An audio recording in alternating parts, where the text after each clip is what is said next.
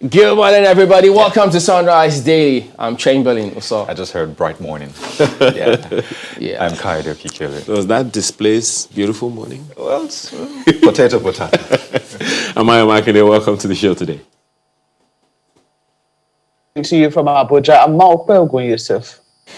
Well, yes, indeed. INEC has gone ahead and the INEC chairman now. So, you remember that allegation against concerning plans to rig elections? Well, here's what the chairman had to say.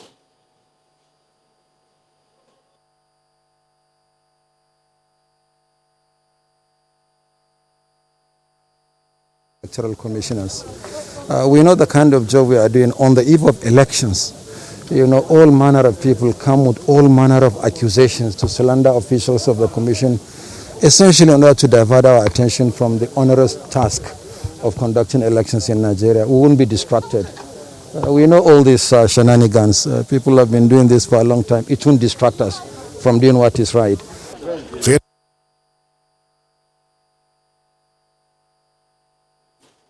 So there you go. Just to remind, that's the APC, right? Saying, well, look, you remember you said that if they had denied it, you were going to publish more materials. So the ball is in your court.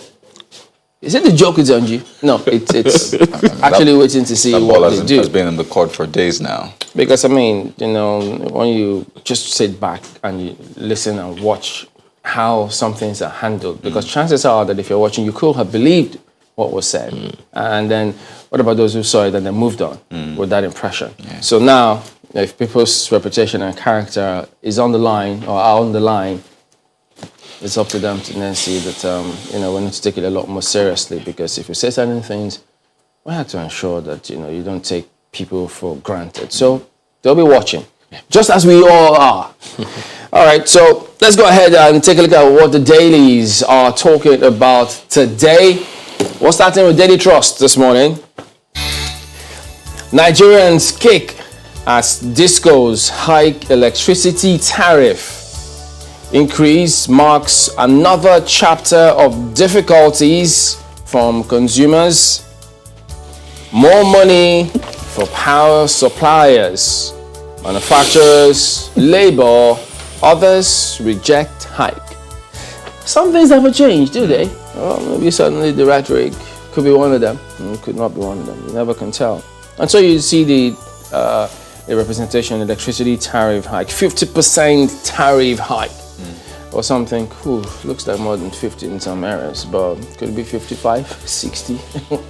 And then look at what it affects and those who are not affected. So that's what is planned this year. So then they go right from the 1st of April up until yesterday. Who knows? If I had the benefit of hindsight, I would not have gotten rid of August the way I did. Oh, yeah. I'm sure August is smiling now. And now look at what September's brought. But, you know, no matter what happens, I mean, there's just so much, you know, I was almost going to preach. So no matter how much hate and fear is out there, the love of God far outweighs every other thing. There you go. You just need to know that. Preaching.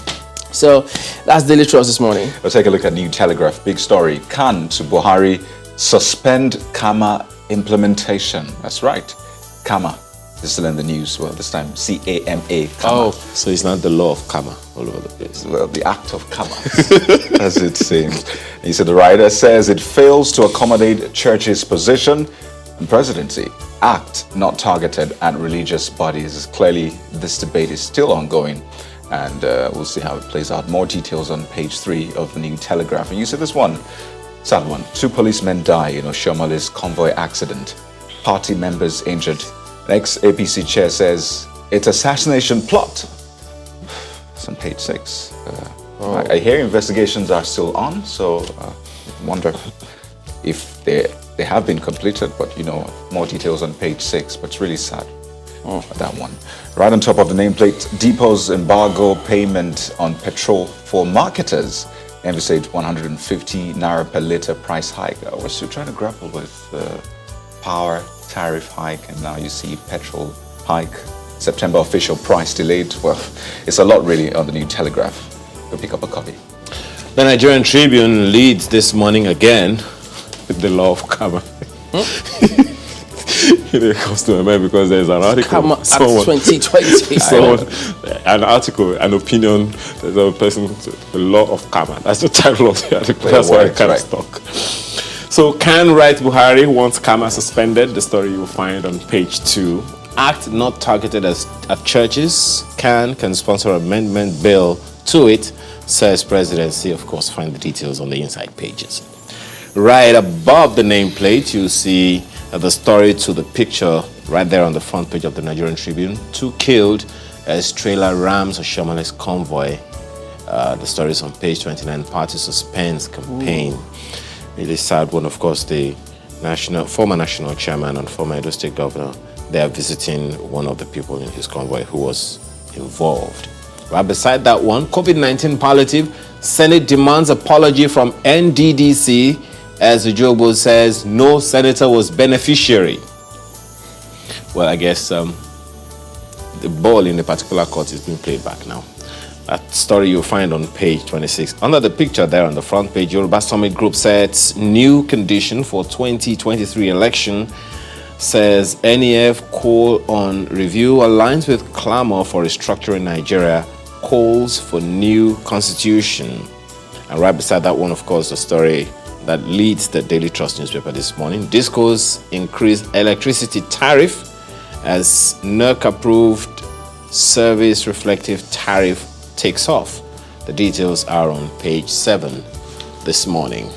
The back page has sports. It's still Messi in the sports news. Messi will floor Barca in court. Spanish law professor says Barca sack law firm from advising Messi. For advising Messi. For advising Messi. Barca sack law firm for advising Messi. Wasn't Messi yet? I don't know. But the details are there for you to check out. And, of course, a number of other stories right there. That's the Nigerian Tribune this morning. Malcolm. Let's quickly look at Daily Trust for you. You guys seem to be having all the fun this morning. But look at this one. It's certainly not bringing any joy, but it's been hanging for a while. And it's right on the front page this morning of Daily Trust. Nigerians kick as discos hike electricity tariff. That's on the front page. Increase marks another chapter of difficulties, as according to consumers. More money for power suppliers, manufacturers, labor, others reject hike. They have a breakdown for you in infographics on the front page of Daily Trust. They title it Electricity Tariff Increase, and they tell you those it affects. It affects customers having power supply for 12 hours and above. Daily estimated billing, customers without meters, etc.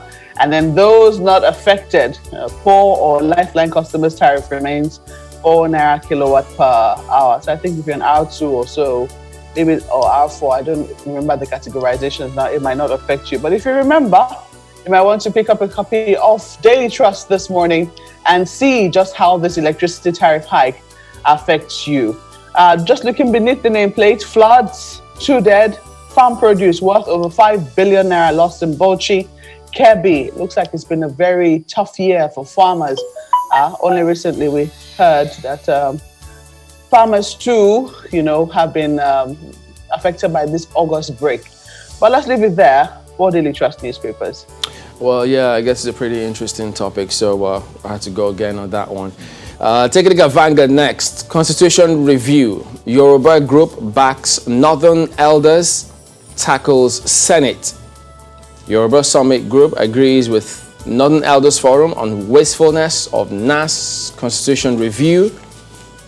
2023 election will be a farce without restructuring PANDEF. Insists on implementation of 2014 National Conference recommendations. Nationwide consensus will make more impacts. Igbo group. So all of that associated with the lead headline right here on the front page. Diplomatic row. Baja gets Buhari's nod to visit Ghana. So expect, wait for the feedback and see how that turns out. Oh yeah, look at Mr. and Mrs. this morning. Well, she slapped her husband in public and you support that? Well, Mr., just shell-shocked, talking to Mrs. about that.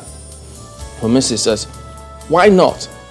At a gathering where friends called their wives romantic pet names like my heartbeat, my sugar, honey, etc. One man even called his wife my jollof rice. The stupid good-for-nothing said, she's my point and kill. Oh dear. So, should be careful now, not just what's in the name, but then you might have another thing coming. Look at the back page, Vanguard Sports. This is the big one. Messi has left Barcelona. Valdano. That's point blank. That statement is quite tricky. So, is it Messi has physically left Barcelona, or Messi's mind is no more in Barcelona? So there was a back and forth on whether that really meant he has physically left or his mind is no more with Barcelona. Well, maybe these writers might help. Look at the first one. Guardiola tells him to stay at Barca. Oh dear. Is this reverse psychology? Is it really saying that? I don't know. Suarez, Vidal. Only Barca stars pushing for Messi to stay. Whoa. I thought there were plans for Suarez to move to an, Well, so what's going on in the dressing room now? Oh dear. So this is going to be huge. Yeah. But then, hey, NFF, Nike strategize for another world beater apparel. Well, I know. Well, at least if they take care of that part of business, good. Yeah. But I like the Eagles to do the job on the field too. Do the business on the field. Well, there's off the field business, shirt sales, merch sales, and all that. The medals are very fantastic on the field business. This is why people watch as well. Absolutely. That's Vanguard this morning. So take a look at The Guardian. Foreign investors hijack rights issues. Now, this is not human rights issues. This is a capital market kind of rights, just in case you're wondering. So, foreign investors hijack rights issues. But see the writers, ownership structure threatened. 5 firms raised 300 billion naira from capital market. That's The Guardian for you this morning. Local investors unable to take up rights. Again, capital market rights. Blame bad economy in COVID-19. Shareholders say. That story begins on the front page, spills over to page 2. Might be an interesting one for you in case you're wondering what kind of rights The Guardian is talking about this morning. And there's a picture on the front page that shows a re-elected president of the African Development Bank, Dr. Akiwumi Adesina, just during his inauguration yesterday. Quite a journey up to this point, but, well, it is official. He is the newly elected president for another 5-year term. Right under that, you see the Kama story. Kama not targeted at religious bodies, says presidency. Let me just show you, Let me just show you the front page. There you go. Kama not targeted at religious bodies, says presidency, asks CAN others to sponsor amendment bill. CAN insists Kama inimical to national interests. Again, see how that one plays out. And just right under the nameplate, crashed helicopter has no black box or recorder. A lot of people were talking and asking about the black box, but apparently it is not designed to have one. It's about 4-seater or thereabout, so it's not designed to have flight data recorder. That's the term. You find more details on page 4 of The Guardian. A couple of other stories, but I'll let you do the picking this morning. I'll leave it there for The Guardian. You let them do the point and kill? Yeah, pretty much. You can't get that off your mind. All right, the Daily Times newspaper is next, and it leads with a story on the economy, how Nigeria can become net exporter of petroleum products by 2022.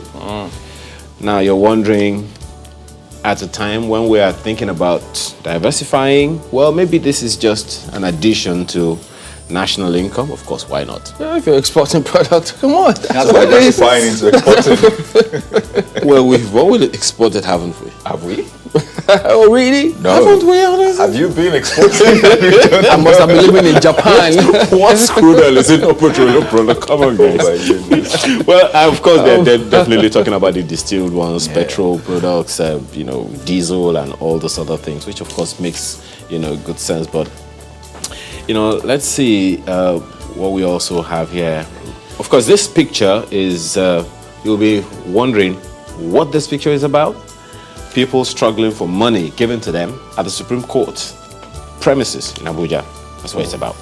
Yep. Check the details on the inside pages. Economy, oil prices rise on falling US dollar. Stories on page 2. Electricity. Abuja Electricity Company begins implementation of new tariff plan. Find that on page 4. And on economy, when Akanu Ibiam International Airport Enugu bounced back to life. Find that one on page 5. And right above the nameplate is the editorial of the Daily Times newspaper this morning. COVID-19 outbreak among SSCE students. What is that about? The details are right there on the inside pages of the Daily Times. That parents had when schools were about to resume, the safe reopening of schools were about to begin. Parents feared that this was going to happen, and it is happening. And which, of course, there was a concern also for the PTF COVID-19. And a significant number of people, including parents as well, of course, as you mentioned. Even teachers also expressed this concern. But what did we do about it? And now that we're calling, students rather, calling for tertiary institutions to reopen, you wonder what might happen. But that's the Daily Times newspaper this morning. All right, take a look at News Direct now. Cutting savings interest, bank customers to consider alternative investments. Well, you know that if you have a current account, you know that, it's zilch in terms of the interests. And then the savings, you manage to get a little bit of something. And now it says they're cutting the interests that comes with the savings account. So now, you got to put on your thinking cap. Well, investments advisors, maybe they need to also give you, some talk about what to do, what alternatives are there. But you need to be careful. Still the fixed deposit, right? Well, I'm not an investment advisor, so I can't say that yet. Right. Because someone thinks you're telling them to move somewhere. You need to look before you leap in these times. Oh, absolutely. These are interesting times, I tell you. So, but then that's the big one on the front page of News Direct this morning. And so you also find service-based tariffs. Stakeholders disagree on inadequate revenue coordination of implementation. So just a bit of back and forth on that one as well. You might want to take a look at that. And they got a spot on the back page. RP Leipzig get approval for some fans in stadium at season opening match. Oh boy, it hit the revenue of clubs, but now they're trying to get fans back in, the love of the game. And who knows what happens in other leagues, and then how they progress on that one. European Super Cup, UEFA in talks with Hungary following border closure. Border closure happening elsewhere as well. So there you go. That's News Direct this morning.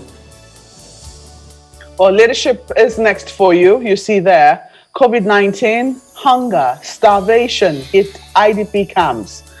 Very, very disturbing story. Displaced persons seek better welfare. States yet to reintegrate them. CSOs task federal government on rehabilitation of 5 liberated states. So that is also there on the front page of leadership this morning, page 4 read. You also see there, Boa Group to build 200,000 barrels per day refinery petrochemical plant in Akwa Ibom. Certainly something to look forward to. Something big was supposed to have happened in 2019, 2020. I think the Dangote refinery was supposed to have started. But perhaps COVID, has delayed plans. We don't know. We look forward to when that refinery will start and what effect it will have on the Nigerian economy. Looking at the bottom here, defamation. Fani Kayode demands 6 billion naira apology from Daily Trust. Well, that battle is ongoing right now. And if you look at the bottom here, governors meet over stamp duty, Executive Order 10. That is also there. Nigerians will resist hike in electricity tariff hike. That's according to NLC. See how that eventually goes. But that's where we leave it for leadership newspapers. Okay, so some really, really interesting ones right there. And then I forgot to even mention some of the back pages of one paper. I think Vanguard was talking about this blockbuster boxing calendar taking shape. So if you're a boxing fan, number one, you have to stand by to see AJ versus Pulev. That's going to come December 12th. And that's not all. Then they've got to serve you Fury versus Wilder, which will be coming a week after. So that is something to look out for. So you never know what will happen thereafter, but promises to be interesting, I'll tell you. You almost sound like a promoter right now. I'm looking forward to the fight. Not a bad job, you know. Sometimes you discover yourself and your talent along the way. Right. Yeah. Along the way on Sunrise Daily, well, the sun suddenly rose on your mind at this time. But talking about this boxing thing. Eureka moments can happen. Well, so we've been having football matches without the audience. That's the same thing that's going to happen with this boxing. Well, we're not sure yet because, look at Leipzig. They're trying to get fans back in. Some Premier League clubs are trying to get fans back in. I know in Eredivisie, they got some fans back in at some point during the international friendly. So you just may see fans coming back in, of course, observing social distancing. It's those protocols that I remember. I don't know, I'm sure most of you guys must have also seen that image of what happened 100 years ago when they actually go to watch football with scarves across their faces, observing this same protocol that we're observing today. So it'll be good to see how we are also able to do that, because that really is the crucial thing. But I think they can apply some of these things a lot better than in some other areas, because in terms of organization, in terms of coordination, in terms of planning, it's a lot more streamlined and a lot more on point than in some other areas. So it's easier to manage than some other areas where you barely have data. People barely, listen to you when you tell them, take responsibility, or please do take responsibility. Some of them don't listen to you. And they give back the responsibility to you, right? I'm sure Sports This Morning is wondering, guys, don't take that story just yet. All right, we will let them do that while they can. But that is it. We'll look at some of the dailies here this morning. Well, back in a moment. Don't go away.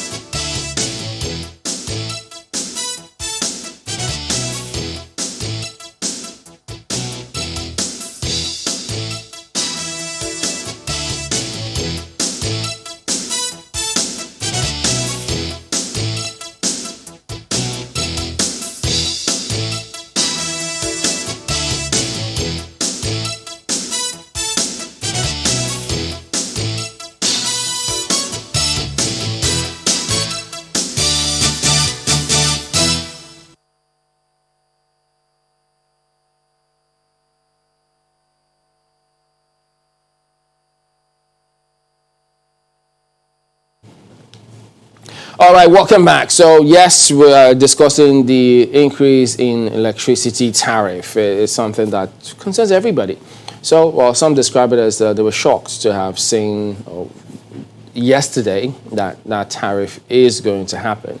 But there are so many backstories to this one. So we've got a lineup of people to give their perspectives on what they think of this increase. We'll start off with George Tomi. He is a member of the board of Eco Disco. Good morning, and thank you for joining us today. Well, the thing is clear.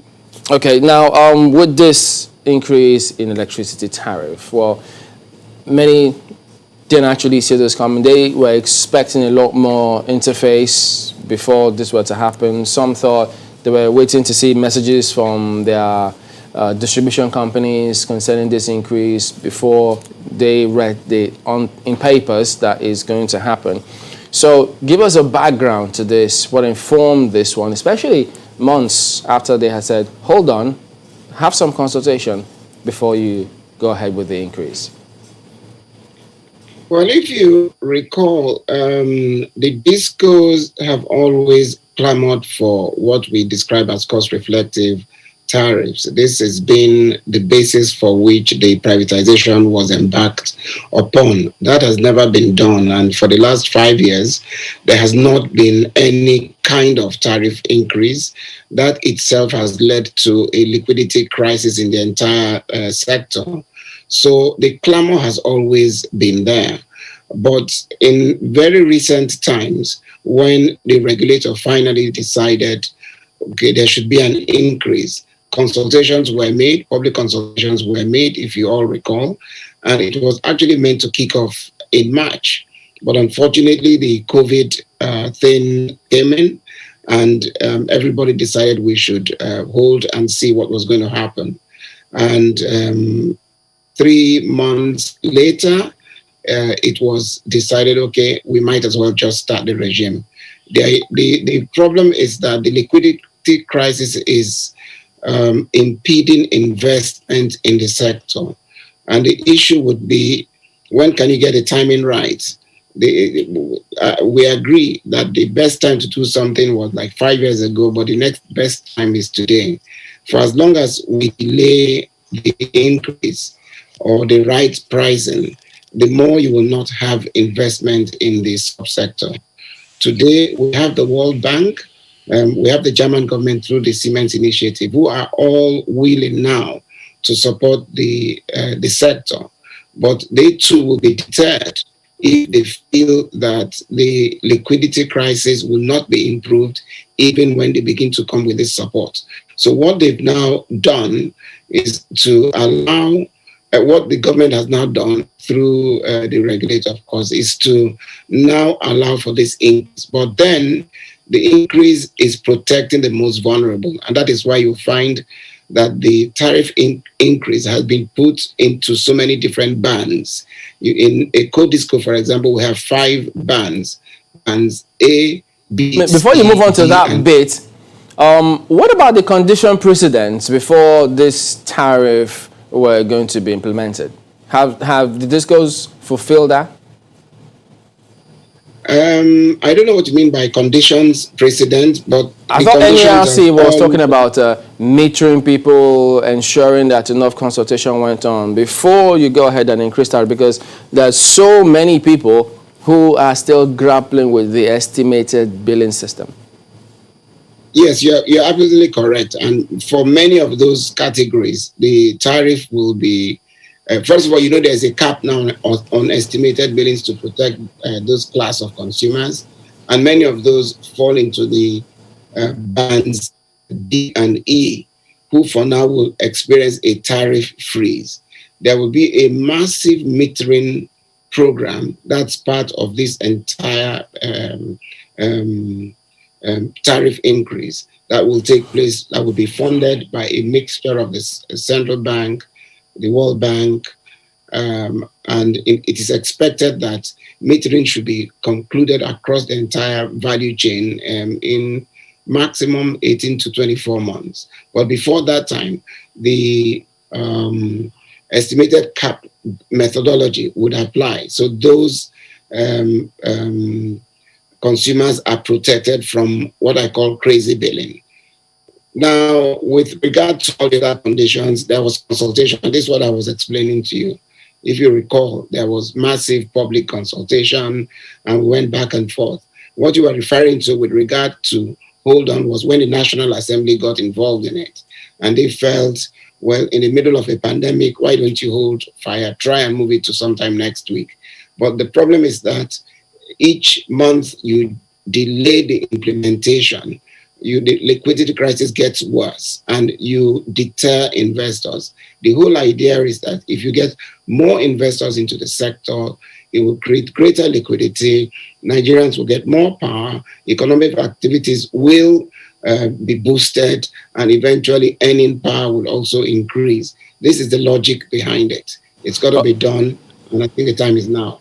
Well, Mr. Itome, I don't think anyone would argue whether or not it was something that needed to come, because this has been postponed, just as you have said, with all of the laws and regulations over the years about this. But when you say that there has been massive consultation as a condition precedent, as Chamberlain said, How come the NLC and the Manufacturers Association of Nigeria are complaining? They are also consumers, they are customers of various discos, and I don't know if most of the people who are listening to you right now would agree that indeed they received any information that there would be an increase that will affect them. If you go back to sometime in March, when the discos initially announced there was going to be a tariff increase, because this order to increase had actually been given to the discos since January this year. But just prior to implementation, there was this public outcry. And so NEC went on a nationwide consultation. That consultation happened. I mean, the fact that your viewpoint was not totally accommodated doesn't mean it didn't happen. You have to balance all the interests. The manufacturers want low tariffs so that it does not, it encourages them to do more manufacturing. That's understandable. And I'm sure there will be ways they can be accommodated. Labor naturally would want to fight for the ordinary citizen because they just feel that any tariff increase will create a problem. But the truth is, like I said, is that we are at crossroads. With COVID, with collapse in oil prices, there's simply no more subsidy available for the sector. And we really need to bite the bullet at this point. And that's why I said within this increase, there have been protection given to the most vulnerable consumers. There will be a tariff freeze for them. It will be those who, in any case, are more than willing to pay for electricity if they have it, that will, this whole tariff increase will begin with. And as this goes, we know that many of our consumer groups are already approaching us and asking for special arrangements. If you remember, Ikeja Disco has this premium power that is given to its consumers, and they are paying a premium for it. Eco Disco will have loads of representation. So it is not if right. Sorry, understood. Okay. But I'd like to still talk about that consultation a bit, because it appears as though it was just, I mean, some will say that consultation was not successful because right after it, a lot of people are still kicking against it. So you wonder if that consultation was really successful in that sense. But, you know, talking about how this will work, because, I mean, that devil is in the detail, really. So you said that those in Band D and E would have, you know, their tariffs frozen, at least the increase frozen. But, you know, the public notice you put out still shows that their tariffs have increased. So I wonder, are you saying that it is just for maybe a few days or a few months and then it will eventually kick in? I'm not quite sure because it's a bit confusing seeing that it increased in that public notice, but you're saying that it will be frozen. Yes, let me explain to you how it works. This was I was trying to explain to you that there are bands. And don't forget, we're talking about service reflective tariffs, which means what you pay is tied to the service you receive. So those in Band A expected to receive a minimum of 20 hours of electricity, for which they will pay X amount. Those in Band B, a minimum of 16 hours, C, a minimum of 12 hours, D, a minimum of 8 hours, and E, a minimum of 4 hours. Now, for bands D and E, their tariff at this point is frozen. So which means they will only pay the old tariffs until such a time as there is a power is available to be increased on a steady basis. We are moving towards a contract-based market. So if you do not receive power for the contracted period, you don't have to pay for it. The question would be, how do you know that? NEC has all our feeders from where we supply this power. All the feeders are metered and they are named. They're actually labeled. So if you are in a consumer group where you have contracted with the DISCO to receive, say, 20 hours, and averagely, and this is over a 2-month period, to receive only 18 hours, you're entitled to credit. Yeah, so but Messi, based. Pardon me to jump in here, yes, because, please. I mean, there's issues that we need to clarify, but just to follow up on what you just said so we don't lose that train of thought, is that you say that if you're supposed to have 12 or 20 hours of electricity and you don't have it, then certain things will happen in terms of compensation. But we all do know that even when they had capped me and even the current existing regulations where they tell you You're not supposed to be the one buying the transformers, the poles, the metering, the wires. We know consumers they are made to buy these things, because if you have to wait to get these things, you could wait for ages. And so they go ahead and do it, and at their own cost. So when you then say that if certain things happen, you will get it, they say, look, from what has happened before, they don't see this happening. No, Chairman, and this is why we must move from where we are today. The reason consumers were put under that pressure it's a direct cause of the liquidity crisis. Most of the discos didn't have the money to do that. And if you waited to be on the queue to do it, you will suffer for so long. But now, with this service reflective tariffs, the first thing that would happen would be massive investment in the sector, and people will begin to put money in. Don't forget, if I do not fix network, I'm sorry, I'm trying to understand and follow your train of thought. Is it that, yes, they didn't have the revenue resources at the time, so now we'll have to wait until they accrue or gather the revenue accrues over a period of time before they can then begin to compensate customers? No. It's not a gathering issue. It is a function of confidence in an economy. The banks who lend you money, or anybody who wants to invest in money, wants to look at where the revenue, the income is coming to support the lending. So, and the biggest deterrent to this were the low tariffs.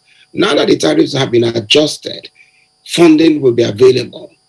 And in fact, what you will find coming in the coming days, and has in fact started with some discos, is that they're all going ahead, they're fixing their feeders, they're fixing their transformers, they're getting more in, and plenty of it will come. And don't forget, these will come on the back of facilities from the World Bank. The Siemens thing is also coming in. It will be from this. Pardon me, there's just so much to follow up on when this is going on. Now, when you say that it's a tariff freeze for some others, but those who get premium supply, D&E, so A and B, perhaps C, if you get over 12 and 20 hours of electricity, you are supposed to bear the burden for those who have been frozen. Is that right? Well, the problem is that it's called a cross-subsidy. I mean, every market is based on a cross-subsidy. Those who have generally support those who don't have.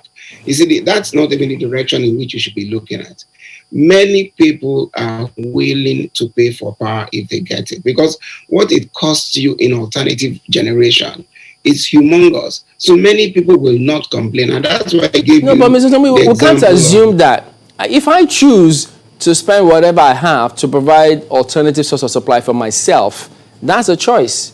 But if I am compelled to say, well, because you spend this, because of that, I have to spend this, I'm not sure that actually works that way. No, Chamberlain, if you spend, let's go down to the numbers. If you burn diesel to give yourself electricity, you are spending around about 100 naira per kilowatt hour. Now, the highest band increase under this service reflective regime is in the neighborhood of about 60 naira per kilowatt hour. There is a huge difference of 40 naira per kilowatt. That is big money in any description.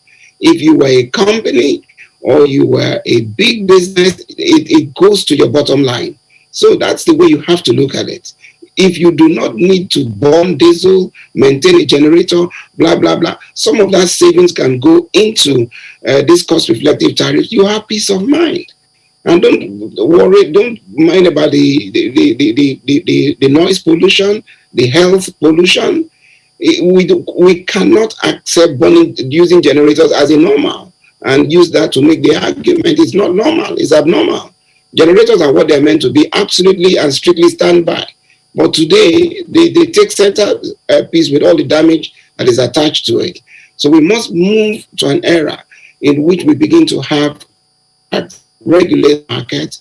Service is based to pay, you can enforce rights. We've got to move away from where we are today. It's not a choice issue now. This journey of moving really was it was quite tricky for a lot of people. So they were focused on blocking the cost-reflective tariff increase. And all of a sudden, it became service-reflective tariff increase. And they're thinking, okay, wait a minute, what is the difference here? And, you know, time and again, the NERC and the DISCOs have tried to explain that it is for people that get above 12 hours. And on the other hand, saying that the poor will not be affected by this tariff increase. So when you hear that people that get below 12 hours will not be affected, and then the poor also will not be affected. So are you saying that it is the poor that get below 12 hours power supply? I'm wondering how the classification will work very well. Let me explain to you how that works again. If you are in bands D and E, and these bands are usually based on where you live and your income capability and co. The idea is that there will be a tariff freeze. And when we say tariff freeze, it's just for some time. It's just to help you prepare for that time when service improves to your area, and then you have the ability to pay for it.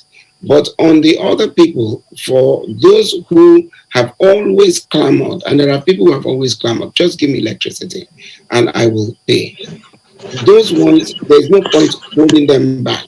Whether it's cost reflective, it's service reflective, it's a little bit of semantics. But the idea of cost reflective is that when a product costs a certain amount of money, you want to, in the minimum, ensure that you sell it for that cost. Each time you sell it below that cost, there is a subsidy element. And the federal government has been bearing this burden up till this point. And as I told you, on account of recent events, the money just isn't there to do it anymore. So for me, what is the point of pushing hard for subsidy when there are people who are willing, if they see the product, so they don't how want do the we, subsidy. Just right. So pardon me. So how do we make this as clinical as possible? Because if you're saying it is based on area, you do know that you find some rich people staying in poor areas, pardon the use of that term, and you might find some poor people staying in rich areas. So if you lump them up, isn't that going to be challenging? I mean, it's just back to square one again. No, it won't be back to square one. You see, there are feeders. The way electricity is distributed, there are feeders that serve all these areas, and all these feeders are specific to consumers. That's how I'm telling you that all the data is with NERC, just in case you don't trust the DISCO. So this separation can be done without too much of a problem. Perhaps what you may be worrying about is that there are some DISCOs that cover very large territory. For example, some DISCOs have 4 states that they cover, and where perhaps it's only in the major cities, the capital cities, that you have people with the ability to meet with these sort of new tariffs. And those who stay largely in the rural areas may be affected. Because don't forget, the remittances that are tied to the service reflective tariffs will also go up because we're all metered. So DISCO's remittances are expected to go up as well. The discussions that are going on today from many DISCOs is this: look, if today, for example, I was remitting my collection is 3 billion a month, out of which I was remitting 2 billion. Under the service reflective regime, my collection is expected to go up to say 4 or 5 billion. My remittance too is also expected to go tangentially. So the issue is the assumption that everybody can afford it. And if they can't, especially for those, like I told you, DISCOs who cover large areas where for one reason or the other they cannot afford it, what is going to happen? Those are the discussions that are going on, and there are valid concerns. I believe they will be addressed. But the thing I'm saying to you here is that we are on the throes of massive investments coming into the sector. We should not keep those investments away because of this unsustainable artificial pricing of the product. This is where the argument should go.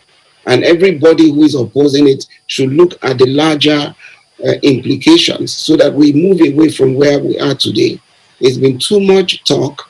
Let's just get on with it. And as the challenges come up, we'll deal with it. But to remain where we are stagnant for as long as we've done. I really don't think. Well, it is very important, Mr. Otomi, to get the structures right. I'm sure you will agree with that, because on the one hand you have your side, which is the people who are distributing the power to the consumers. On the other hand is the consumers who, as we speak, if you check our social media handle and the Sunrise Daily handle, you will find out that they are complaining that they have not in any way been consulted with in any way, manner, shape or form. So this is not the first time. You talked about remittances. We'll come back to that in a little bit, but this is not the first time we are having price hikes, tariff hikes and all of that. How significantly will this affect power supply? This is the expectation that once we start off the regime, already, if you notice, power has improved. I don't know if you want to agree, you will agree with that, but power has actually improved because this has been done over a period of time. TCN itself is now... Some might argue with you on whether or not power has improved. It perhaps depends on the location. There are people in various areas, who will not even want to listen to you when you say that power has improved at all. So to the issue now, how significantly will this tariff increase affect power supply across board? That's what I'm saying, that it will be incremental, and that's why you find that the tariff bands are also segmented. It will be incremental. So, as I said to you, TCN itself is willing in excess of 5,000 megawatts. Before that means improvement has taken place. Distribution networks have been improved upon, and more will come as the... When you say incremental, perhaps it might be a good idea for us to have some kind of timeline, because we hear promises every day with no specific timeline. So what should we expect within how many months? No, let me tell you how it works. If I sit here and begin to give you hard facts of no. For example, this tariff order we have, it's good until it is replaced, and which simply means that anytime anybody in a band, your supply goes up, the DISCO can apply to NEC for you to be moved to another band. It's a mobile thing, and because the DISCOs make money when they give you power, it is in their interest to make the investment to be able to give you more power. What they trade in power, it makes no sense not to have power, not give it out. So it is a ramping up. There will be a ramp up, and that is what we should be looking at. We've just been stagnated by all these arguments for years. We just need to move the needle. There's this memo that they're talking about as to a certain directive from the CBN about banks collecting electricity tariff. What's going on with that? What can you tell us about it? We're working out the fine print. What is happening is that because, as I told you, remittances need to be made upstream. Remember how the value chain works. It starts from gas for the thermal plants to generation to transmission to distribution. Distribution is the last mile. They collect all the money. When you collect the money, you are supposed to then pay your bills. And your bills go through all the members to feed all the members in the value chain. There is market operator, TCN and Co., who must collect their money. There is NBET. NBET is the one today who aggregates all the power that's collected from the generating companies, and then through vesting contracts, they give it to the DISCOs. At the end of every billing cycle, where the DISCOs get bills from TCN, that's the market operator, and NBET, these must be paid for. Now, to guarantee payment, these banks have had to put up bank guarantees by Nigerian banks, which means if any DISCO is unable to pay, the guarantee can be called upon. All right, Mr. Tommy, just hang on a minute. We'll still come back to you for some more explanation, but we need to also quickly get on to the member of the electricity publicity. It's PEPCAN, actually. He joins us by Zoom this morning as well. Good morning, and thank you for joining us today. Well, I mean, just listening to all of this, Mr. Manuel Osage, I know consumers usually not happy with some increases, but what is your immediate thought about this tariff hike? All right, thank you very much, my brother, and good morning, and good to be here this morning. And also, good morning to Mr. Itomi. We, the consumers, we're not really happy. First, Mr. Isume talked about carrying the stakeholders along, all the stakeholders. I want to categorically state here that it's not all the stakeholders that were carried along, that were consulted in the increase of this tariff. Then moving forward, talking about the longer you use the power, the more you pay. Does it mean that people in the rural area, or the people you call the poor people, or the how do I put it now? Just hang on a minute. We need to just, we'll go to break and then, just a couple of adjustments. We'll be back in a moment. Don't go away.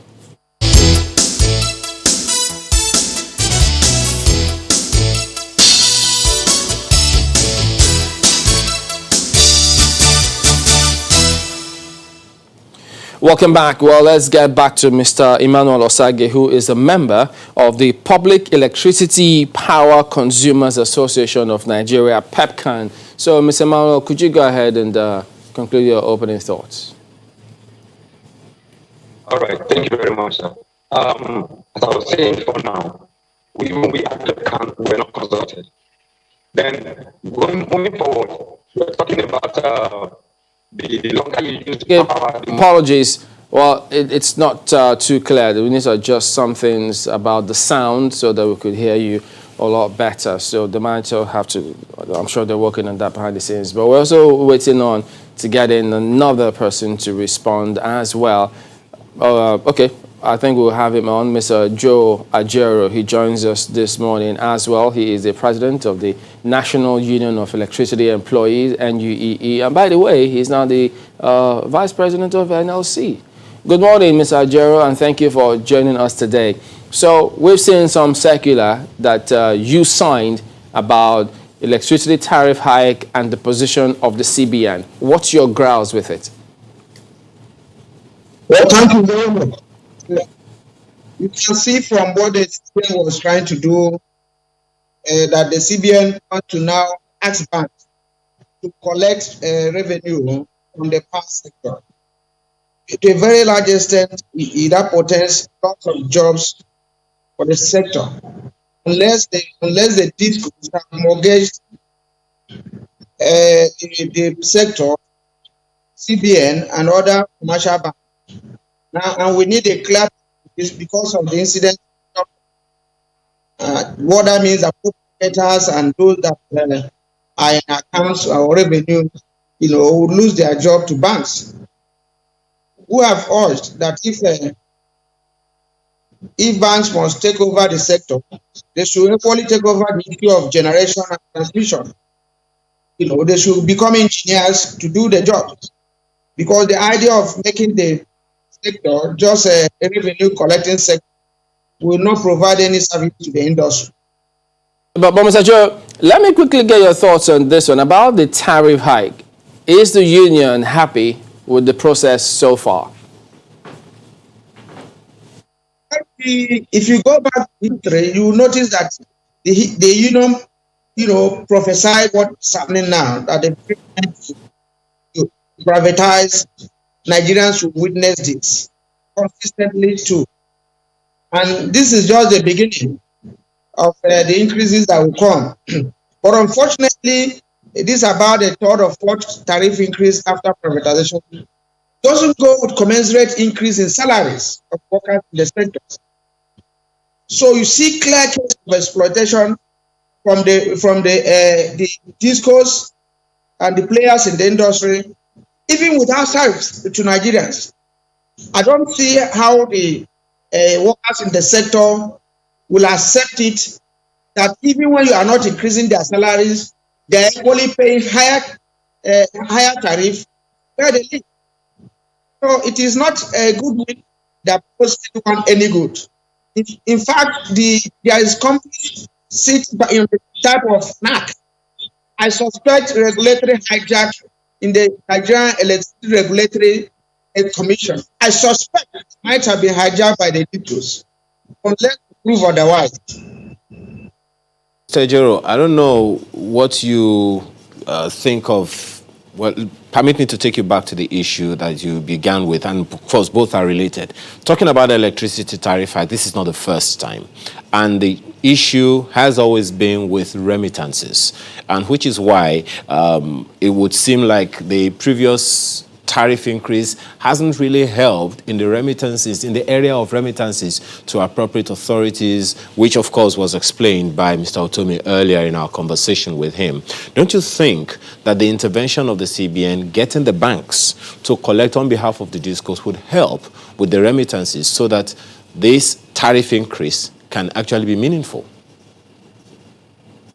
Well, it depends on what you mean by remittances. I'm not sure that the clear remittance, because that was what led to the merger of the Niger Dam Authority and the Electricity Corporation of Nigeria around 1972-73.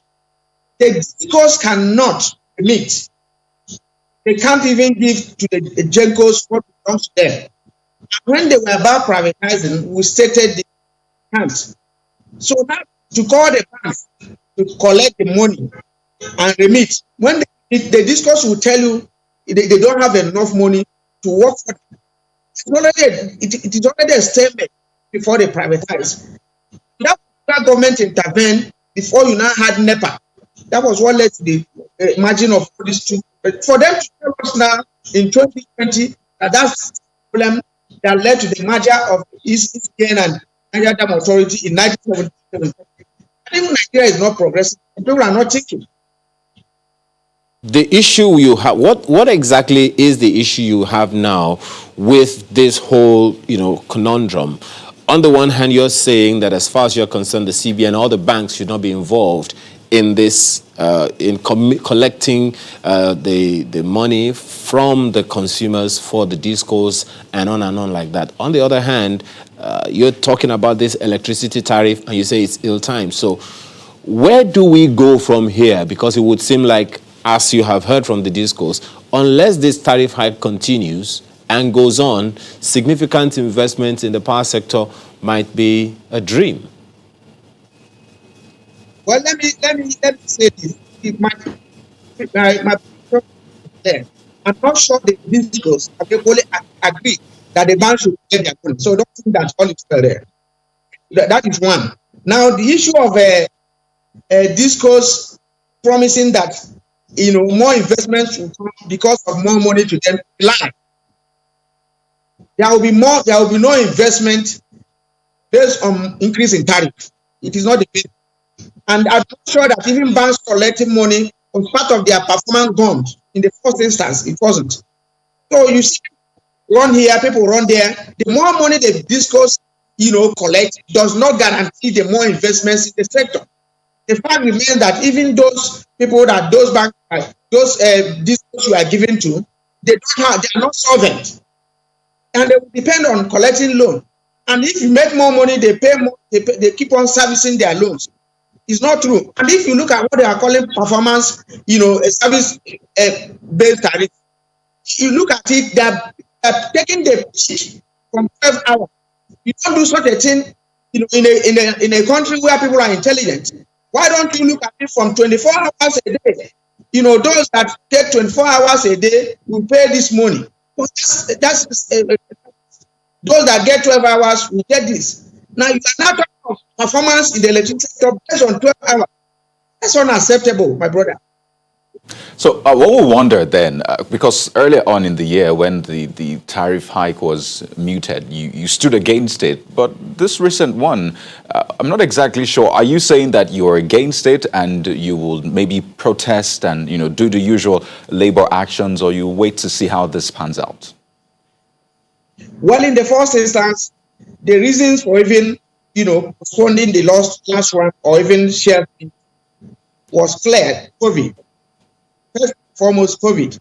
Two, metering. These two conditions are not yet met. Mr. President came up with a directive for massive metering, customers. And now you don't increase tariff before metering. It's not done. Two, the COVID we are talking of the basis for resisting it in the first instance is not. And countries all over the world gave people tariff relief.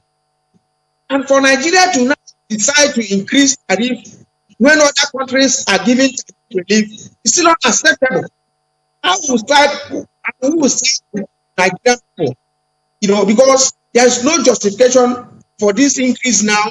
Then service is not improved. You have not massively metered people, and COVID is still here. So, on what basis is this tariff coming up now? So, are you saying that there will be a demonstration from labor or what? What's going to happen then? You can see now that even as stakeholders, the National Union of Electricity Employees, which happen to be the General Secretary, neither NAC, the Regulatory Commission, the DISCOs have ever consulted us.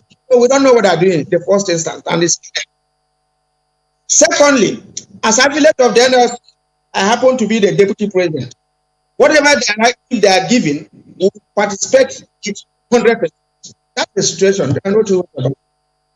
Right. So let's go to Mr. Etomi. You've raised a lot of issues now. One, Mr. Etomi, he says that they were not consulted and they are key stakeholders in the power sector. He also says that, this whole getting tariff increase does not mean that there will be more investment in the power sector. So if you could just start first with the consultation and talk about tariff increase and investment in the power sector.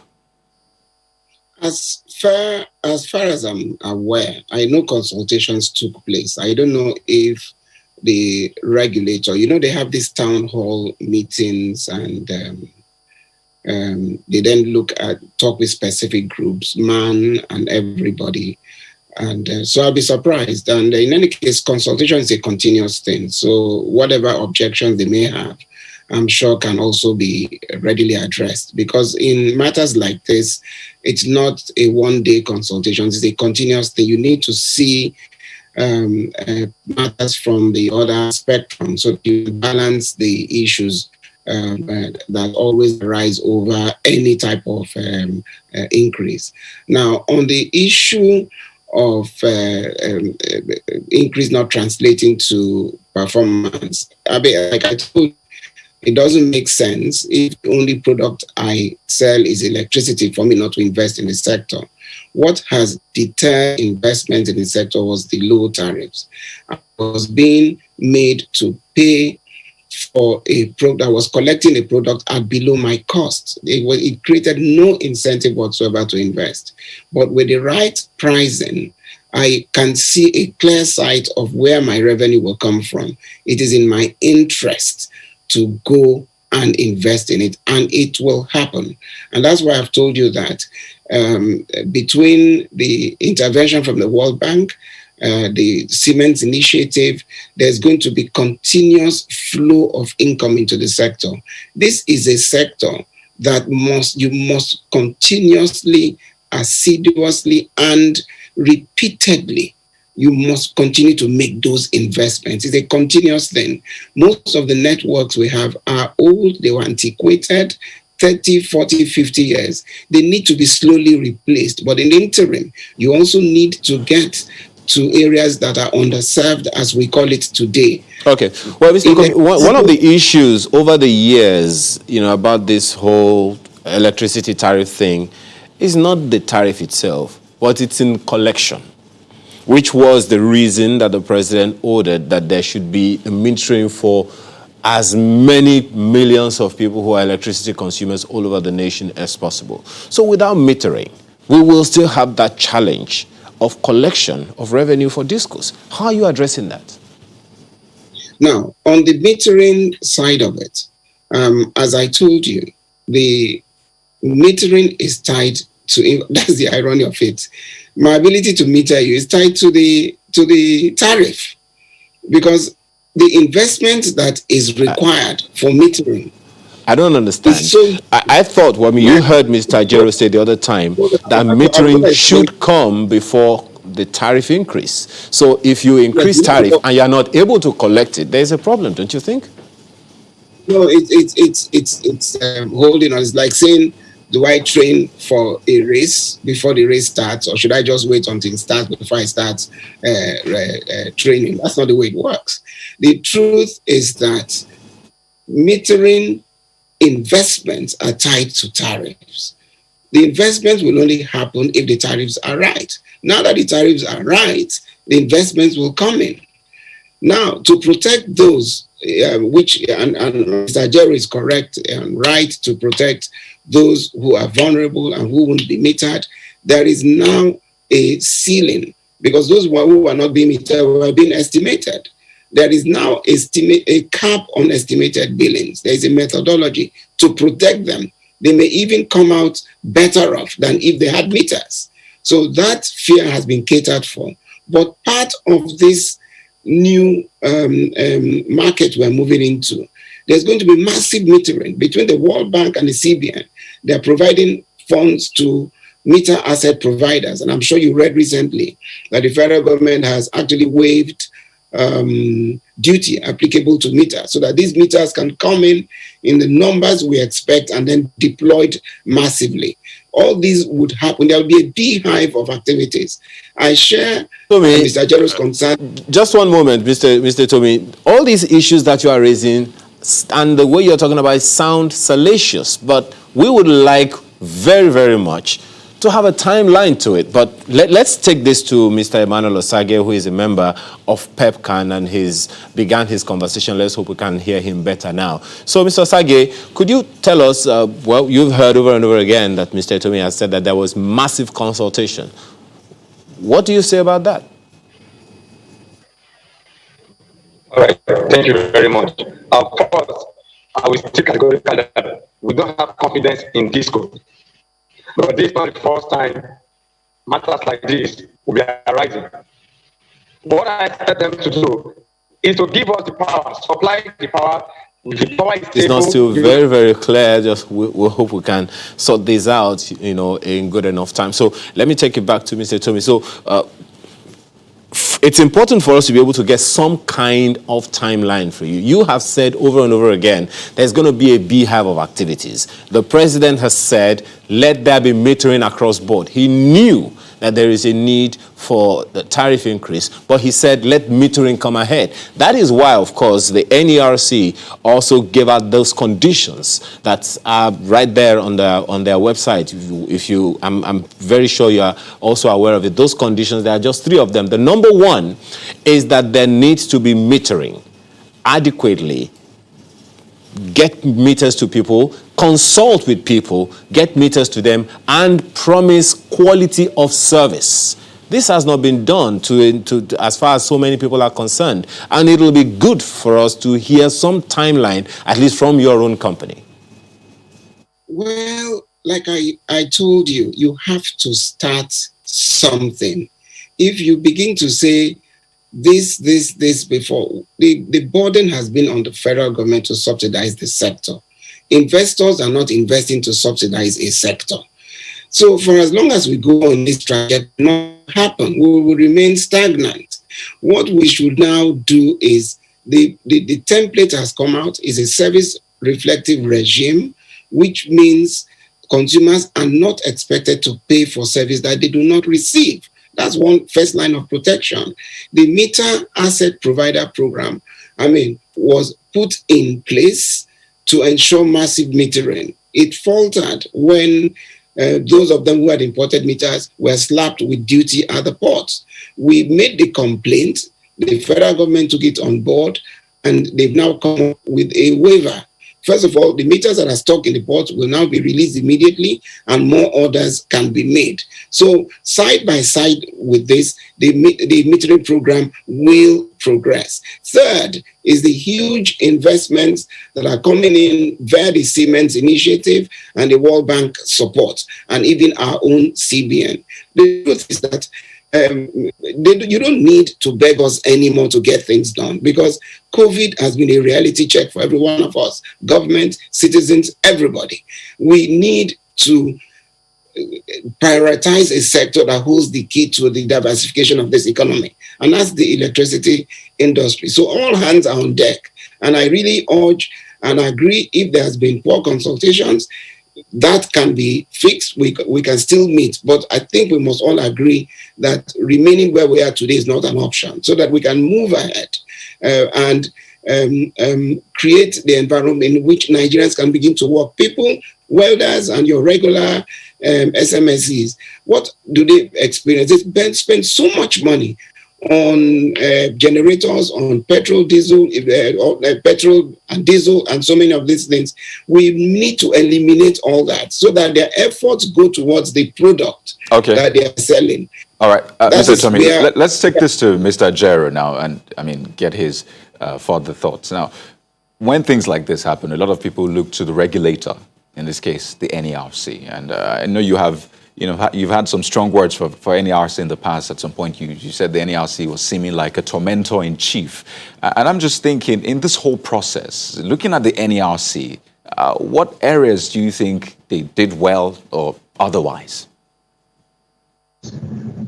Well, I think that the NAC has seen itself as working for this, not for the masses of this country.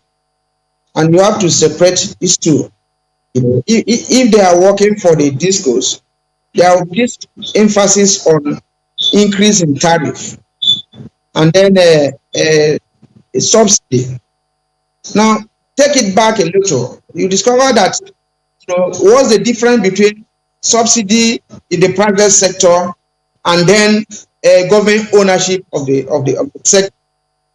Because we are told that the private sector will come in and government has no business in business, government doesn't have money, and the private sector will come in with their money and invest in the sector. But let me say this, the so-called subsidy in the power sector has gone higher than what government was spending under NEPA.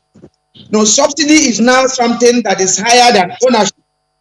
Now, with that in mind, you start to look at if the injury it has inflicted on people. Government is subsidizing with higher amount of money was given to NEPA. Then Nigerians are probably paying more money into the same sector. I think there's need for us to have a kind of review on this issue because it doesn't add up. Government is giving more money than when before it sold it. Now Nigerians are paying more money than before they sold it. Now you start to ask yourself, what is the meaning of the appropriate, tariff? What is the meaning of low tariff? Who determines it? What are the factors that determine it? No, specifically now, in what areas really is government subsidizing and paying too much? Yes, we understand now that consumers will have to pay, but talking about government, what are those areas really, specifically? Well, you understand that government has given subvention of over 1 trillion in the last few years. Now, secondly, government is supposed to be is supposed to be controlling 40% of the investment in the power sector. And between that time and now, government does not have any board in these areas. One, no dividend has been declared for government's 40% ownership of this sector. Meanwhile, government is paying in trillions, as subsidy and as a subvention to the sector. I think in every ramification, in every way of it, the government has been paying. Nigerians have been paying. Okay, let me ask Mr. Tommy pointedly some of the issues you raised. Now, if, as it says, government still has 40% stake in the discos, why should there still be cross-subsidy? Because people are struggling to wrap their heads around that. First and foremost, let me make one clarification. The government has subsidized with 1 trillion, 1.7 trillion. You must understand that the value chain starts with gas. 60% of this cost is gas. It's not money that has gone to the discos. We better be very clear about that.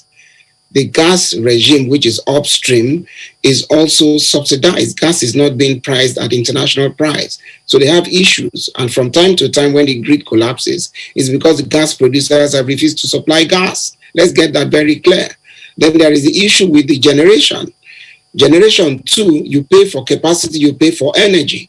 And the cost there too is at below, the price at low cost. So those subsidies have gone to address the supply end of it. Let's be clear about it. Anytime people say subsidy, they think the money was put into the pockets of the discos. The only role the discos play is that at the last mile, so they collect the money. And that money is then sent up the value chain, less their cost of operation. And the reason why there are no dividends... Okay, just pardon me. Okay, my apologies. We have Mr. Emmanuel Osage. You know, we've been trying to get him on to say a thing or two about consumers and consumption. So let's let him in, and then hopefully we could come back to you. My apologies for butting in at that point. Mr. Osage, could you please go ahead and respond quickly? Yeah, thank you for having me back. All right, as I was trying to say, we do not have confidence in this code based on past experiences. Because the past experience we've had with all these promises have taught us this. And also, it should be for the power first, not the tariff first. Let there be power, then the tariff can come in. And then you are saying the longer we use the power, the more we pay. Meaning, even the local people, the people you call the poor people, will not even have power supply at all. Because they don't have money to pay. They cannot pay. And then another point is this. Look at houses that have no meter. They are the one that is even suffering it more. Even these tariffs we are talking about, they are the one that will pay higher.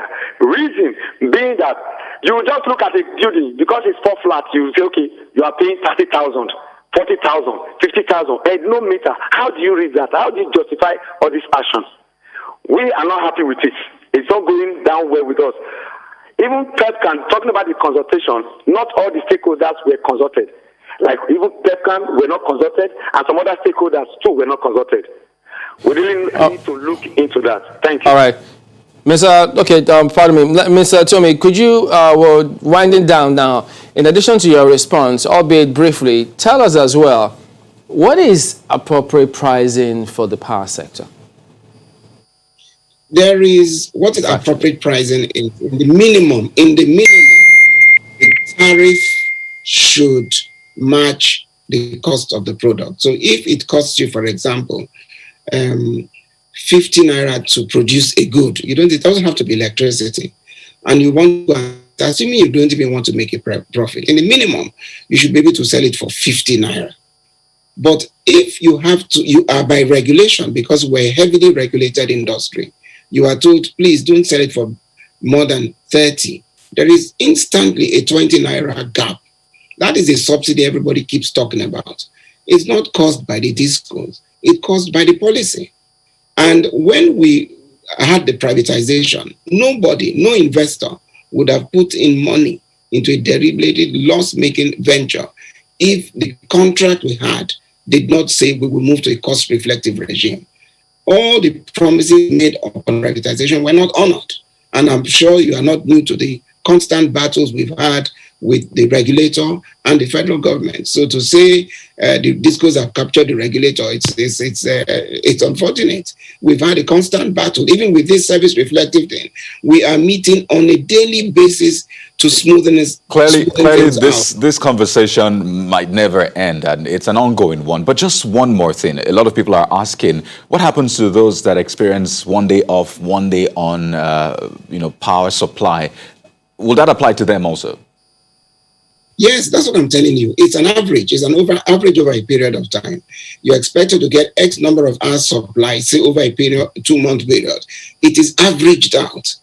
And it is what you get that you pay for. That's the point I'm making. So people are protected. We are not totally happy with it. We would have preferred a straightforward, whatever is available, I give and I charge for it. But what the regulator is saying, no, provide this service and get paid for it. And he's now giving me strict margin orders. In fact, for me to be able to earn, especially from those bands that are going to be paid, I have to make those investments. I have no choice. Once they clean up my balance sheets from all the past distortions, the bank will be out, the discos will be out there again. They can borrow, they can put the investments, because now they see a clear sight of where the revenue is coming from. Okay, well, this kind of conversations, they never really end, because there's so many questions about metering, estimation. If I get 10 hours a day and the next day I get zilch, how come my average will classify me as above, maybe within C, and then I get to pay premium? So many areas. There are big questions too for the NERC, perhaps the gas company as well. But gentlemen, we'll have to thank you, Mr. George Utomi, Emmanuel Osage, and Joe Ajero. Thank you all for talking to us this morning. All right, then, we're back in just a moment. Join us again.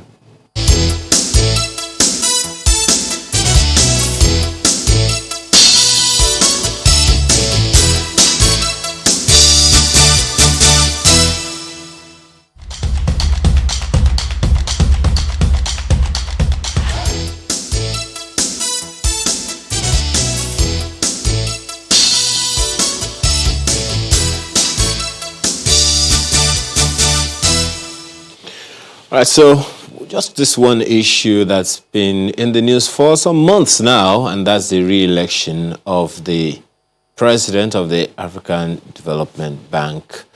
And of course, with all of the issues around it, people will wonder, hey, what's going to happen? Well, it has happened. The Sakumi Additional has been sworn in for a second term. I would like to get some perspectives on what was all that about, and then what should we expect within the next 5 years, especially as it concerns us as a nation, Nigeria? We have Professor Banji Oyeyinka, who is a special advisor to the president of the AFDB on industrialization. Thank you so much for joining us this morning. So, well, maybe we should, I don't know if it's a good way to begin with. What was all that furore about, the investigations and all of that, and which led to this whole, second term of the AFDB president? Thank you, Chris. I'm happy to join you. I think we have all that behind us now. Yes, we do. This has been a very interesting period to say the least. But I'm glad, and all of us in Africa are very happy now that this is behind us. I want to thank the government of Nigeria. Yesterday, you saw at the inauguration of the president for second term, he was very effusive in thanking the president of Nigeria, all the heads of state, all the regional commissions, and all Nigerians, actually. For once, we stood up as one to defend what we believe is the right thing to do. We stood up behind a good man to claim our faith in him. So I believe that this is something worth emulating, actually. If we all stand up in unity, we can achieve quite a lot. So for me, it's a big lesson for Africa, for Nigeria, for all of us in the process of pushing Africa's development.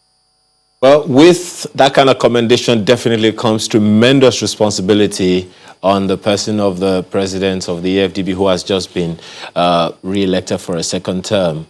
What's going to be new?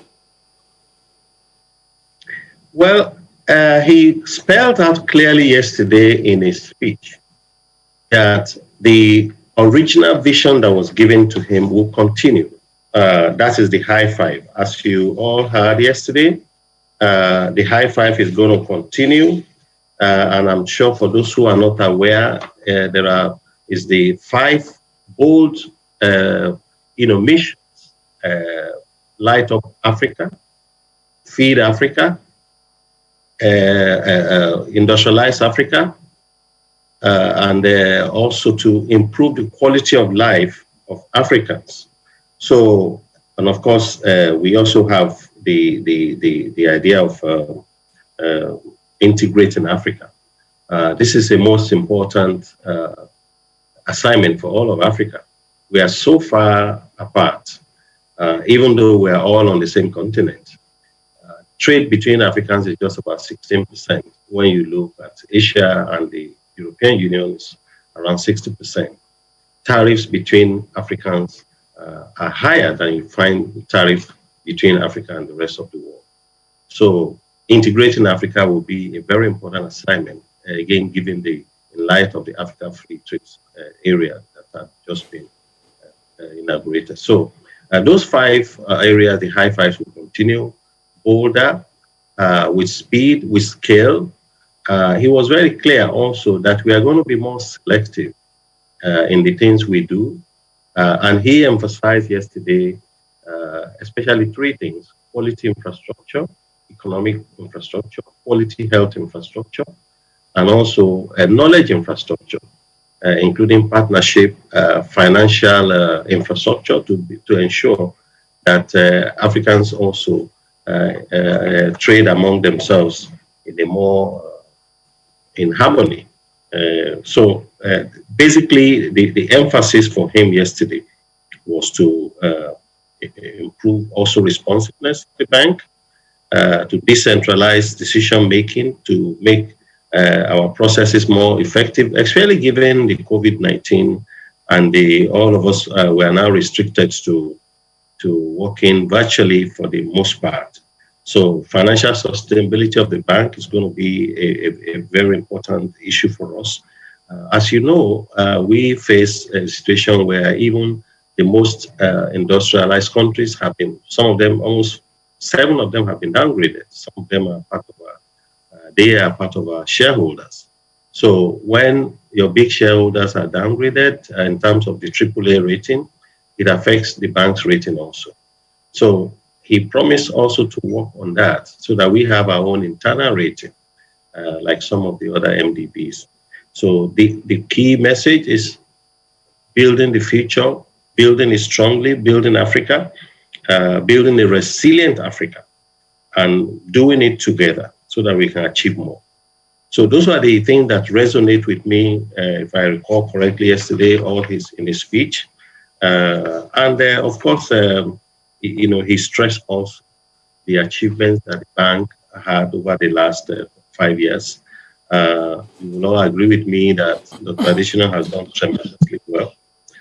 18 million people since 2015 had access to electricity, 141 million people.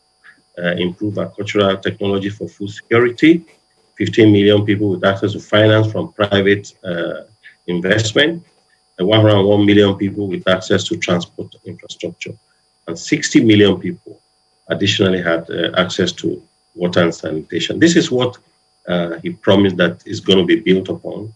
And also, of course, he also very strong on the issue of climate and the environment.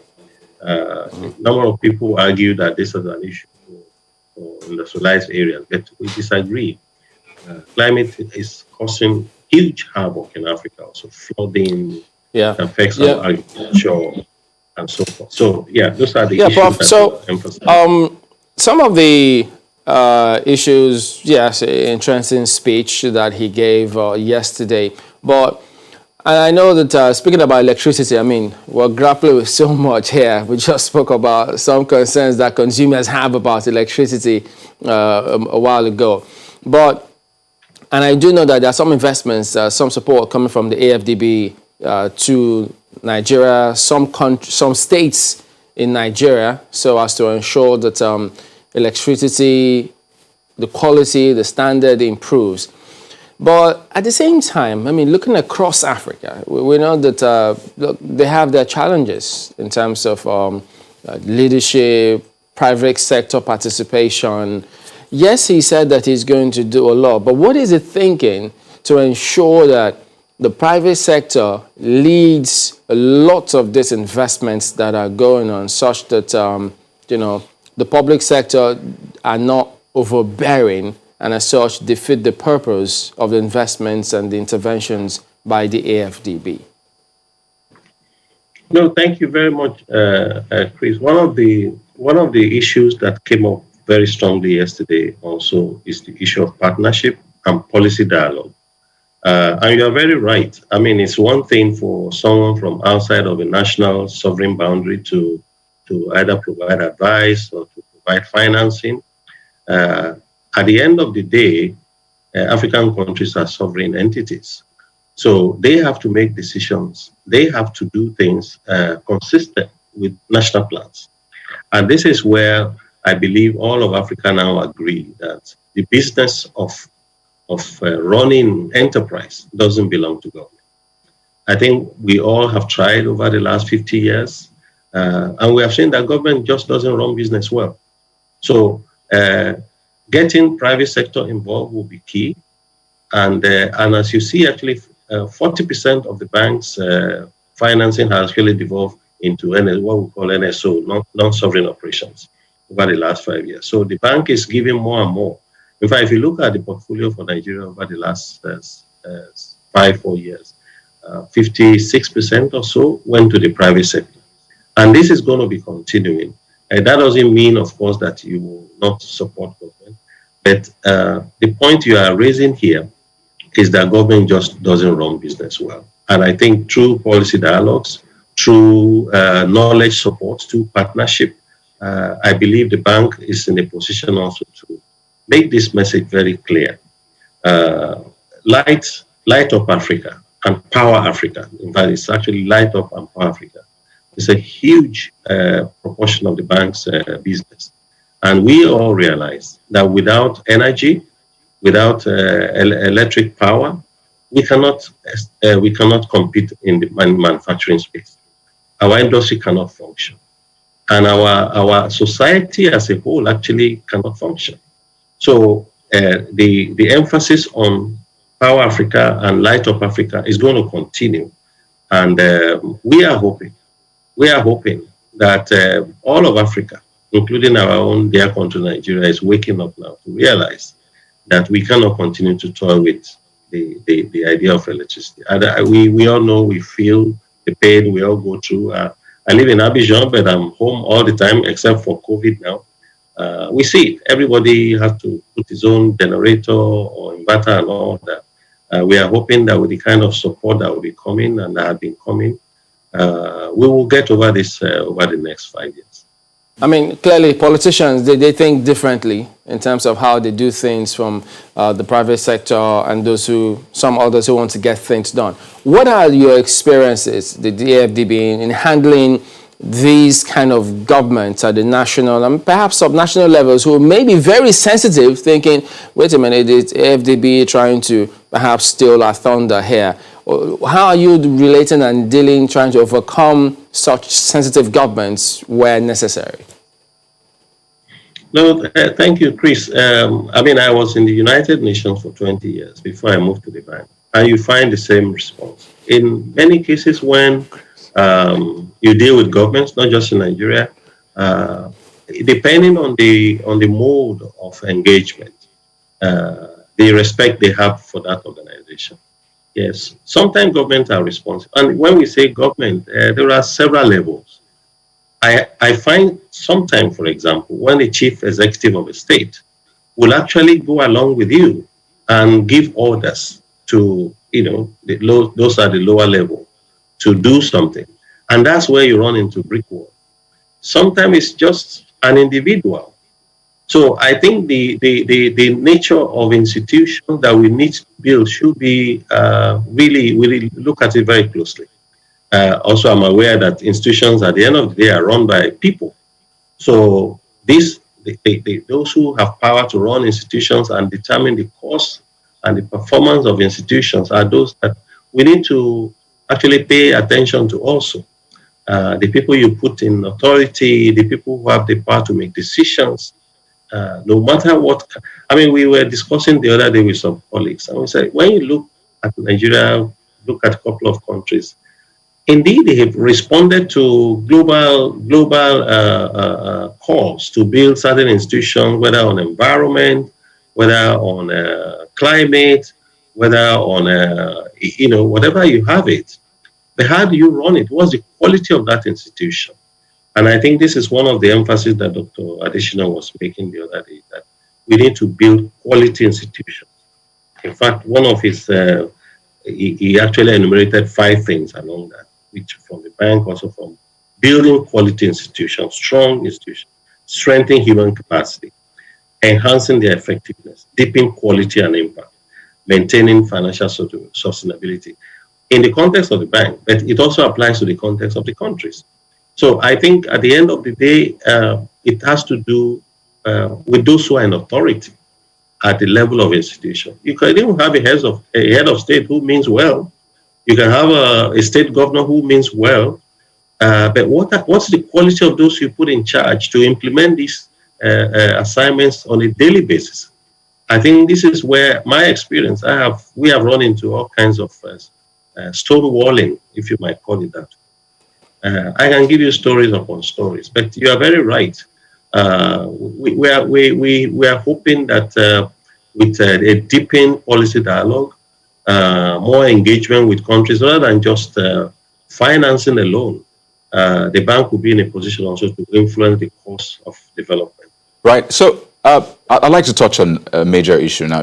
A lot of things you've talked about will be dependent on regional integration, working together, countries coming together and working together. Now, there's been a lot of, reports and, things we've seen between African countries. In fact, you hear some African countries would prefer to do business with countries outside of Africa than do with African countries. Now, AfTA is set to take off, in fact, has largely taken off to an extent. But for the AFDB, what kind of regional integration do you have to work with right now? How well are we integrating together as African nations? Because that's going to be vital to the growth of the continent.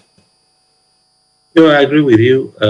Right now, the fact that we even got here is a big achievement for Africa. As you know, Africa is fragmented politically. Linguistic-wise, we are fragmented. The markets are small. The scale of doing business is so small. This is why it's hard for Africans to compete globally. For example, when you look at the agricultural space, for example, 70% of global trade today is in processed food, processed and semi-processed of produce. We are totally absent. Why? Because we just don't have the comparative advantage. And when we say comparative advantage, it means you simply don't have the scale. You don't have the scale even locally for domestic markets to supply the domestic market. So those who have the scale, they will produce cheaper and higher quality, and they are able to deliver with speed. So these are the sort of things that we need to, the deficits in African integration that we need to bridge. Our customs areas, you find the borders are so difficult to even to transact business through.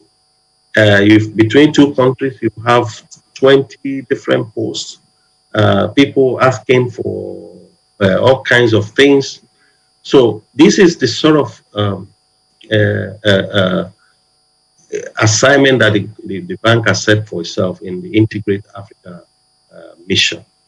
We need to remove all these barriers. We need to remove, Yeah, it would seem then, pardon me for butting in, it would seem then that on the one hand is the AFDB trying to champion this. On the other hand, are the African countries and their leaderships, maybe not being in sync or on the same page. So if we're talking about Integrate Africa, which you have just talked about now, on the agenda that you have on your website is trade facilitation, depth of regional integration, free movement of people. We're having, divergent legislation in different countries about that.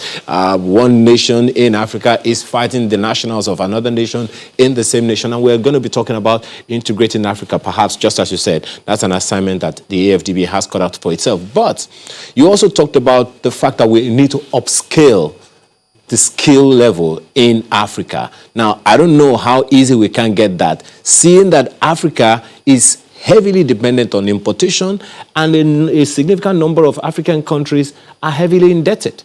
How do we bridge this gap and industrialize Africa, just as you have said? Yes, and of course, COVID had changed everything. COVID-19 had made a bad situation even worse. And it's not just with us. How we recover and how quickly we recover again will also be very important. Some countries have lost a huge proportion of their GDP. So you are very right. We need to move faster in terms of rebuilding, recovery, and to building resilient economies in Africa. We have no choice. Now, I want to say that for all African heads of state to actually agree on the AfCFTA, it's itself a major step forward. Believe me, the big powers don't want you to integrate. Outsiders don't want you to be united, because it's in the interest of others for you to continually be the supplier of raw materials, to continually be fragmented as a region. And as you know, the adage says, divided, you stand, the easier the defeat for you. So I think the heads of states have agreed, but long institutional structures are always not easy to change. Long partnerships with colonial masters that had been there for 60, 70, 80 years are going to be changed only very slowly. So I think this is where we also need to be strategic and very systematic in terms of what we do to stay the course. You saw recently all that happened in this particular fight for additional. As I said somewhere, it's for the soul of Africa. It's not about him. So I believe that all the issues you raised are very correct. We need quality human capital. We need quality infrastructure. And we need to build this very quickly. It's not as if Africans are not educated. But sometimes when people talk about quality, you need to compare yourself with others. If you are going to be competing globally, you cannot use the same standard with which you are competing your village to the next village. So you have to raise your game. So I believe that COVID has caused a lot of rethinking for all of us. It has changed the landscape. But for me, I also see it as an opportunity that we need a reset. We need to recalibrate where we are coming from and where we are going, and be bolder in terms of what we need to do. Part of what was raised yesterday was that it's about quality. The issue is quality. Prof, let me jump in on this, and just one more thing before we wrap up. Getting our leadership recruitment process, the elections will be a very important thing across Africa to ensure that we get our best to come up and run things. But speaking about quality manpower, he was very optimistic in his speech where he beckoned on young people, Africans in diaspora, to come back. So what was he expecting? Wait, they should look for the policies to materialize, have a strong footing before they come back, or start coming back? Because, several challenges still exist before many of them can come back. No, yes, indeed. A leader will put out a vision. Then it's left to all of us now to implement it, to look for ways in which we make this happen. All countries have been beneficiaries of their diaspora. All countries, everywhere. And some of you here that I hear your accent, some of you initially somewhere else. So I think, yes, we have to keep pushing for engagement with that diaspora. We have to keep pushing for good people also within the countries who want to do what is right for their country. Skill sets evolve. You learn in a different environment, and you can bring that kind of learning to our own region.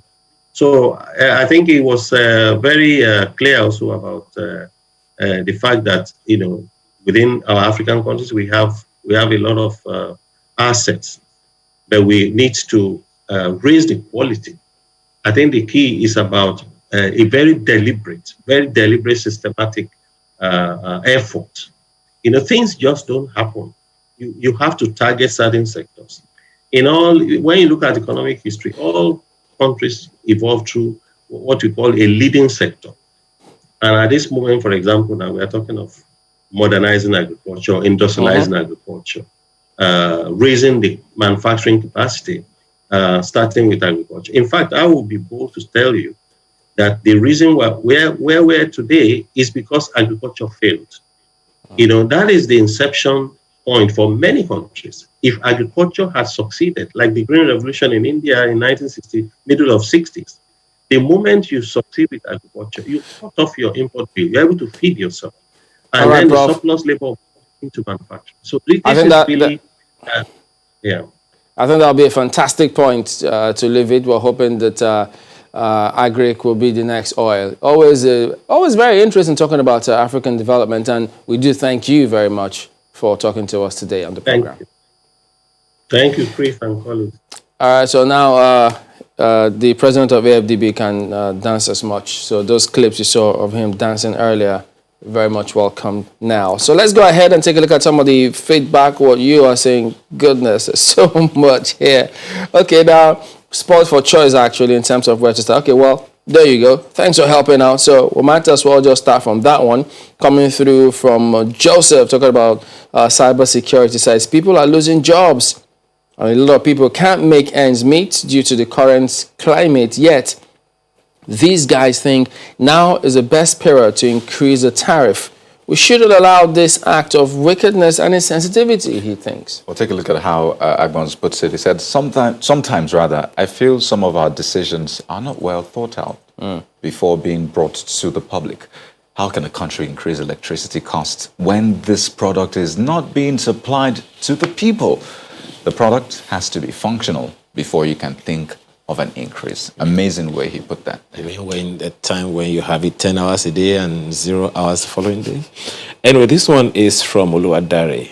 And he says, it's a pity that once the tariff is increased and no one is there to enforce the services for effective and efficient power supply with rules and regulations to back it up, for injustice in the court of law, Nigerians suffer.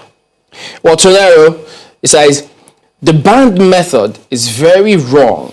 If someone that is willing to pay for 24 hours electricity finds himself in an area that is classified for only 4 hours daily, what will the DISCO do to make him move up to the appropriate band? This is what Kadi was saying the other time. That question he raised about you are in the poor people, you are not so well-to-do, and you live among people who are well-to-do.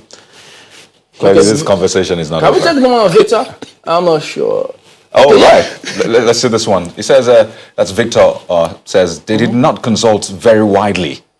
Point blank. We shouldn't be talking about this after 60 years of nationhood. The right investors will give us power all round in 3 years. The current investors want to reap where they didn't sow, he says. Okay, so there you go. That is the show today. And I consulted with all of them. And said, on behalf of all of us, thank you for watching. We'll see you tomorrow.